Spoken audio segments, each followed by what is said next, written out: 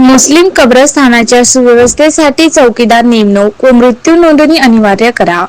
मोहम्मद शहबाज यांची निवेदनातून मागणी. दिग्रस शहरातील मुस्लिम कब्रस्थानाच्या सुव्यवस्था, सुरक्षा आणि प्रशासनिक व्यवस्थेबाबत महत्त्वाची पुढाकार घेत सामाजिक कार्यकर्ता मोहम्मद शहबाज मोहम्मद अकील यांनी नगरपालिका यांच्याकडे दिनांक 7 डिसेंबर निवेदन सादर केले आहे. कब्रस्थानाची 0.87 AR जमीन अधिकृतरित्या नगर परिषदेकडे वर्ग झाली असतानाही काही आवश्यक सुविधा व नियंत्रण यंत्रणेकडे लक्ष देणे गरजेचे असल्याचे त्यांनी निवेदनात अधोरेखित केले आहे.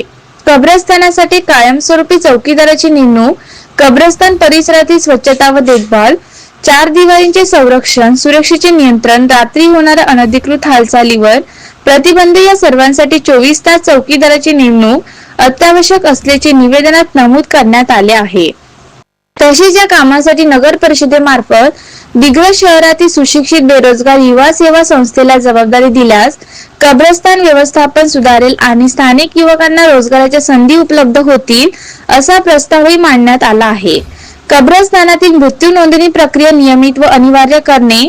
मुस्लिम समाजातील काही मृत्यूंची नोंद नगर परिषदेच्या रजिस्टरमध्ये वेळेवर न होता असल्याने कुटुंबियांना भविष्यात विविध प्रशासकीय कामकाजासाठी अडचणी येतात.